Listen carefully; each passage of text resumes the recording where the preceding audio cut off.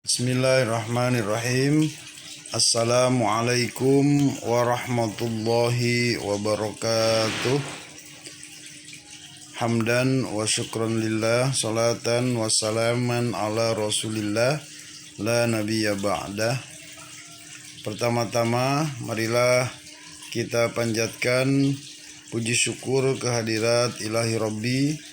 Salawat beserta salam semoga Allah limpah curahkan kepada baginda Nabi besar Muhammad sallallahu alaihi wasallam. Apa kabar anak-anakku sekalian hari ini? Mudah-mudahan kalian senantiasa berada dalam kesehatan. Walaupun dalam suasana pandemi COVID-19, kita tetap semangat untuk belajar pembelajaran jarak jauh atau home learning. Untuk pertemuan kita kali ini adalah pertemuan yang kedua, membahas tentang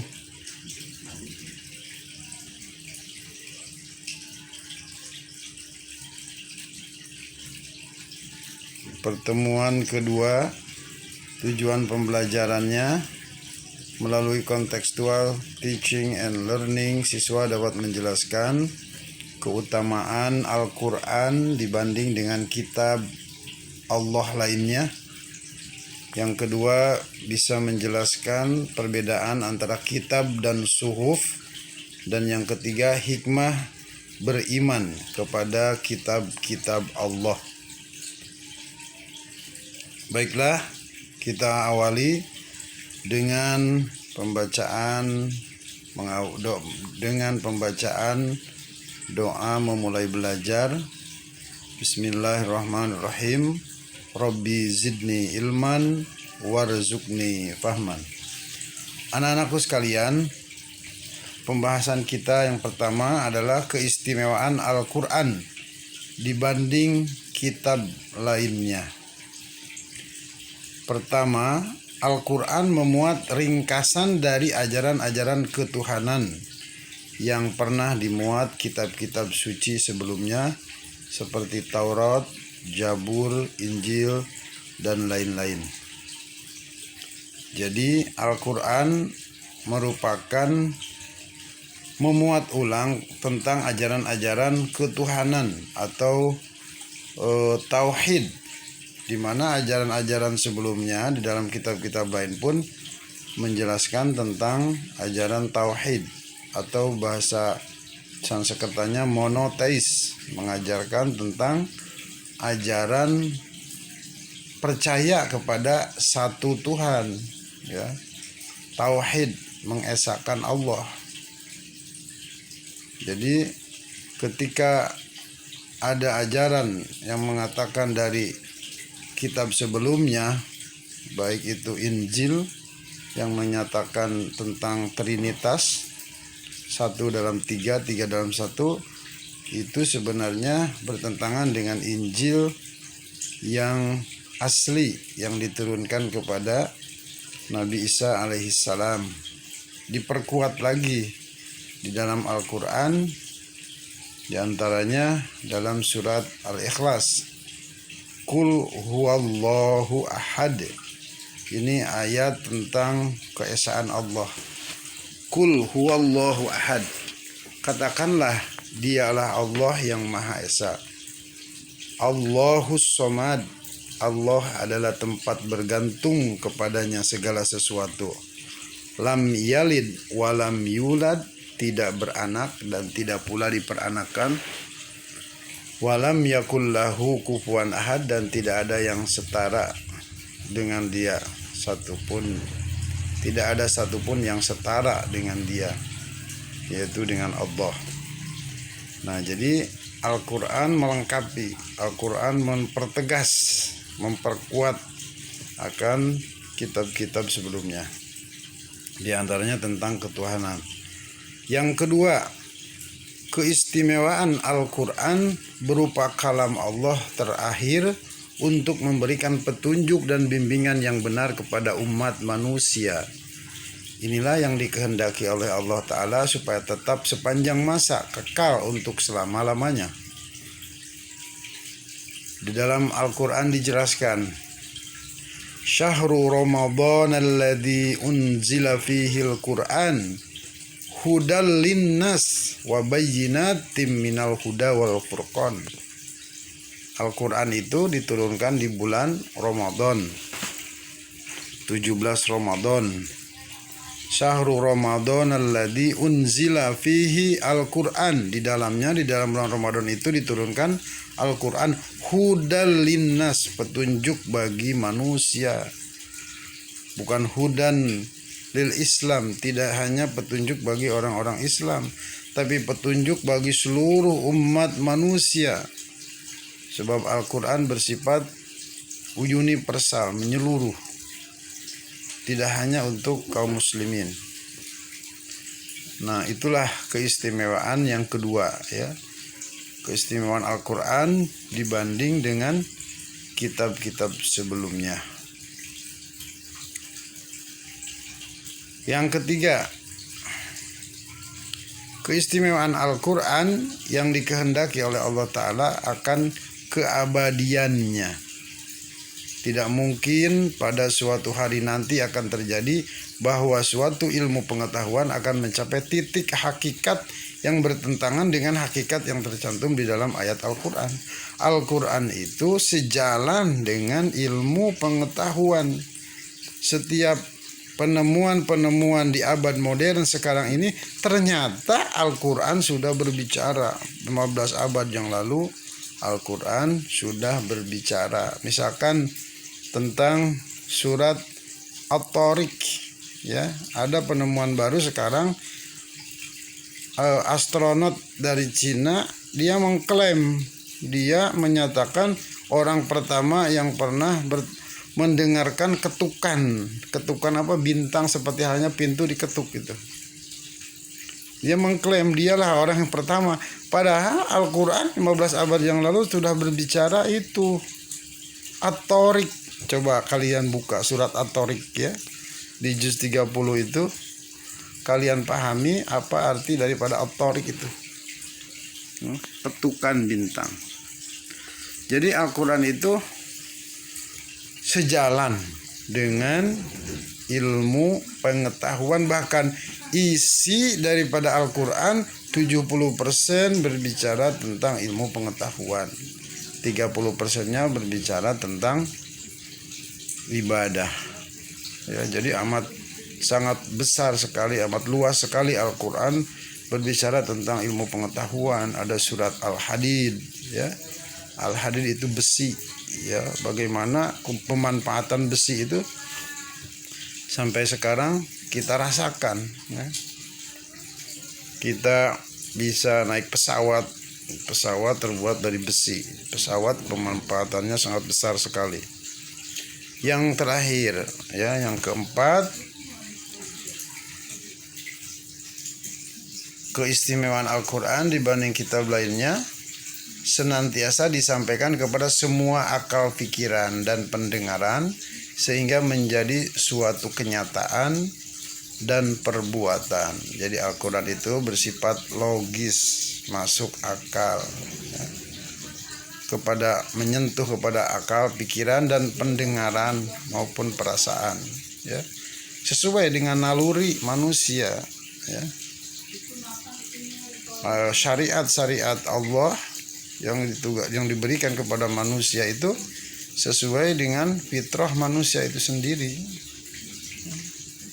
Seperti syariat puasa, ya, puasa dalam Islam itu sesuai dengan fitrah kita, tidak terlalu memberatkan, tidak terlalu ringan.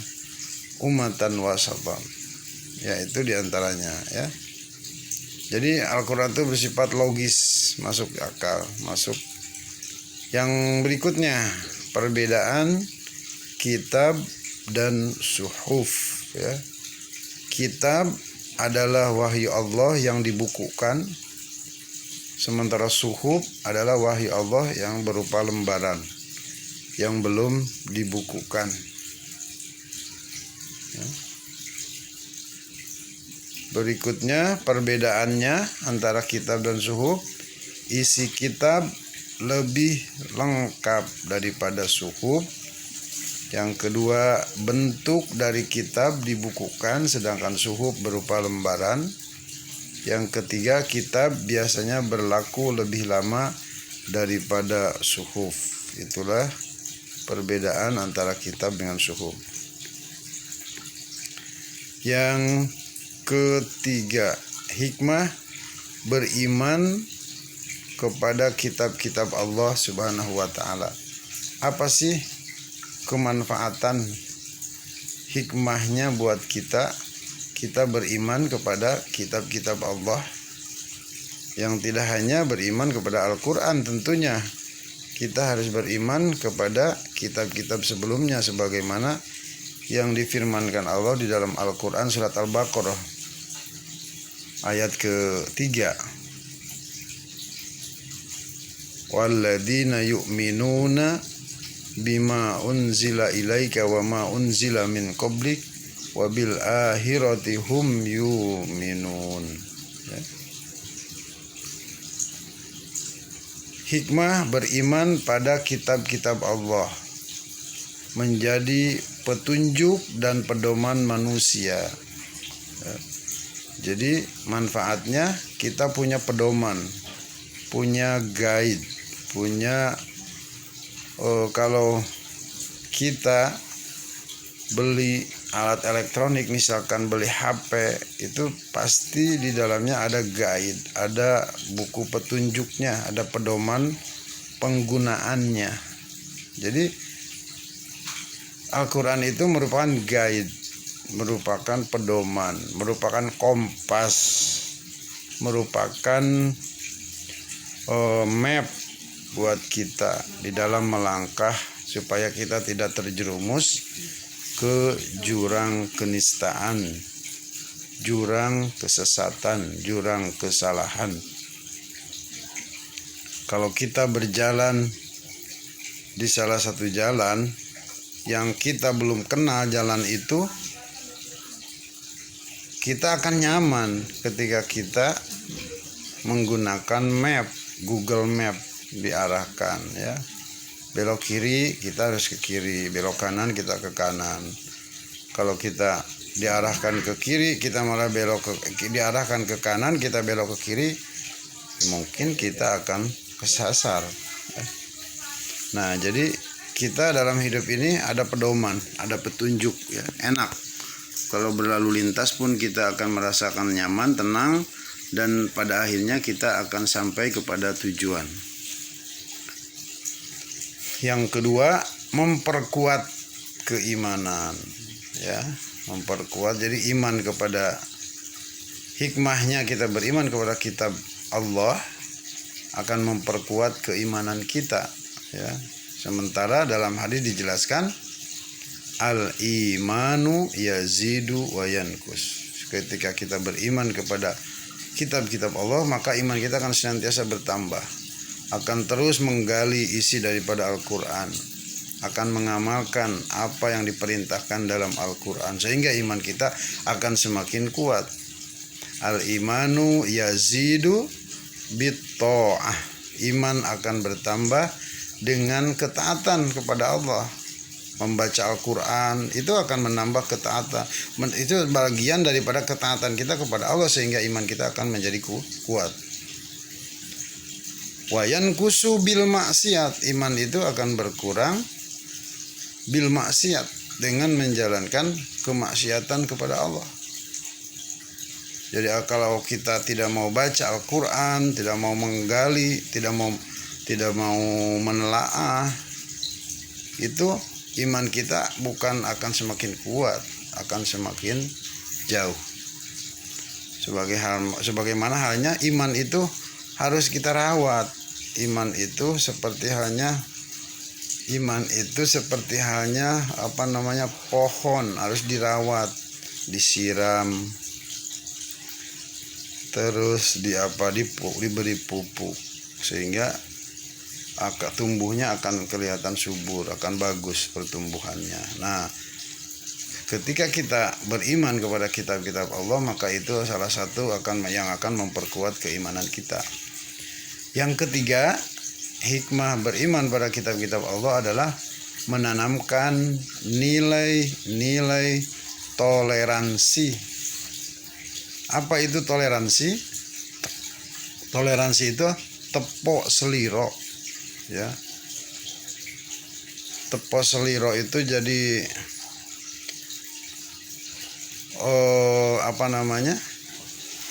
menghargai, ya, menghargai pendapat orang lain, menghargai keyakinan orang lain. Kenapa kok kita menghargai? Karena mereka juga pada dasarnya kitab-kitab mereka itu pada awalnya, pada dasarnya adalah kitab yang meyakini akan keberadaan Allah, mentauhidkan Allah. Cuman itu adalah proses. Kita doakan mudah-mudahan keyakinan mereka itu semakin hari semakin bertambah sehingga dia akan yakin akan keberadaan Allah. Jadi itu suatu proses.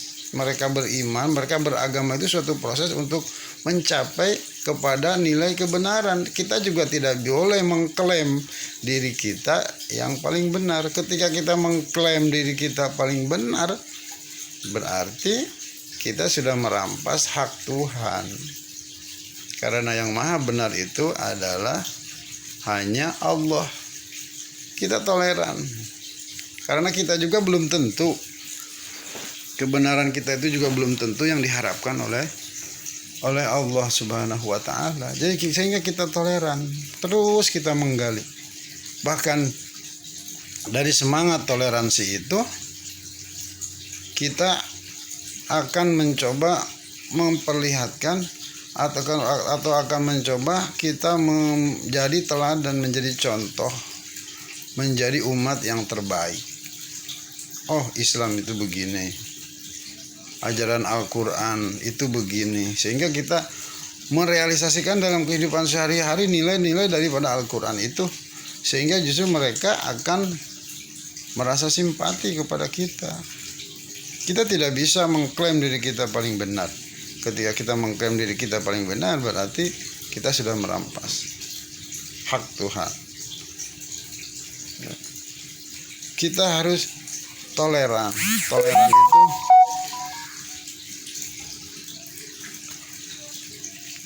Toleran itu yang sudah kita pelajari kan, toleran itu ada 3, ya. Toleransi intern umat beragama, toleransi antar umat beragama, dan toleransi antar umat beragama dengan pemerintah. Kita dengan satu keyakinan, dengan satu agama pun kita harus toleran.